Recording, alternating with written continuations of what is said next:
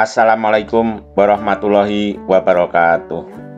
Selamat berjumpa kembali dengan Pak Tomo. Kali ini kita akan membahas tentang unsur-unsur teks fiksi. Kita mulai ya. Bismillahirrahmanirrahim. Unsur pada teks fiksi ada unsur ekstrinsik dari luar, ada intrinsik dari dalam. Nah, yang dari dalam, intrinsik, yaitu tema. Sebuah cerita pasti ada temanya. Ada latar, ada tokoh, ada watak, alur cerita, dan amanat. Contoh tema dalam teks fiksi misalnya tema kesehatan, tema pendidikan, tema kejujuran, tema kesetiaan, tema keberanian, dan lain-lain.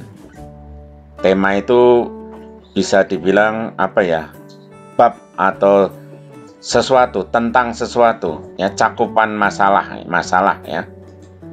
Kemudian ada latar. Latar itu bisa latar tempat, misalnya di sebuah hutan, di sebuah sungai, di pinggir jalan, itu namanya latar tempat.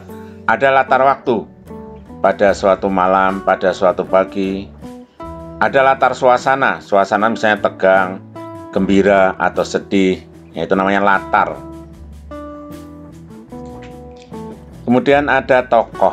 Tokohnya itu bisa raja, hewan, bisa juga tentang permaisuri, bisa rakyat biasa, bisa tentang anak, bapak, ibu, dan lain-lain. Itu namanya tokoh. Tokoh itu ada yang antagonis. Antagonis itu jahat, ada yang protagonis. Protagonis itu baik. Jadi tokoh ada dua macam, yaitu antagonis dan protagonis. Berikutnya alur cerita. Alur cerita itu bisa maju, bisa mundur ya.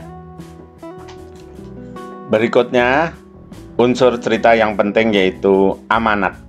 Amanat adalah pesan yang terkandung dalam sebuah cerita. Misalnya cerita tentang si kancil, itu artinya kita harus pintar, harus bisa menyelesaikan masalah gitu ya. Nah, tadi unsur intrinsik sudah ya. Unsur intrinsik yaitu tadi tema, kemudian amanat, tokoh, dan lain-lain. Sekarang unsur ekstrinsik. Unsur dari luar cerita. Unsur dari luar cerita itu bisa lingkungan, bisa penulis, bisa budaya. Nah, lingkungan itu mempengaruhi cerita. Misalnya lingkungan kota, ceritanya pasti berbeda dengan anak-anak yang di desa. Penulisnya ini berpengaruh pada cerita. Kalau penulis itu berasal dari kota, mungkin membuat ceritanya berbeda dengan penulis yang berasal dari desa. Kemudian budaya. Cerita yang dibuat oleh penulis itu dipengaruhi oleh budaya sekitar. Ya. Cerita-cerita komik dari luar negeri tentu berbeda dengan cerita-cerita komik yang berasal dari daerah di Indonesia. Nah, sekarang mari kita baca sebuah contoh cerita. Di sebuah hutan, hiduplah seekor burung nuri yang cantik. Ia memiliki bulu yang indah dan suara yang merdu. Namun, entah mengapa burung itu selalu menyendiri.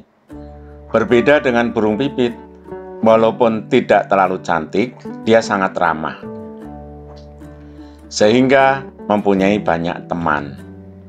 Burung pipit merasa kasihan melihat burung nuri yang selalu menyendiri, mencoba untuk menyapa dan mengajaknya terbang bersama-sama. Nah, cerita ini dapat diketahui paling tidak latar tempatnya. Nah, kita lihat. Di sini ada latar tempat. Latar tempatnya itu di hutan. Lalu ada tokoh protagonis. Tokoh protagonis yaitu yang baik hati. Yang baik hati yaitu burung pipit. Tokoh antagonisnya tidak ada, karena dalam cerita itu Nuri juga tidak jahat, cuma senang menyendiri ya. Jadi dalam cerita tadi ada dua hal penting unsur yang terlihat, yaitu satu, latarnya adalah sebuah hutan. Dua, ada tokoh protagonis yaitu burung pipit. Itu adalah contoh unsur-unsur cerita. Baik, sampai sini dulu. Jangan lupa sebarkan video ini kepada teman yang memerlukan. Terima kasih. Assalamualaikum warahmatullahi wabarakatuh.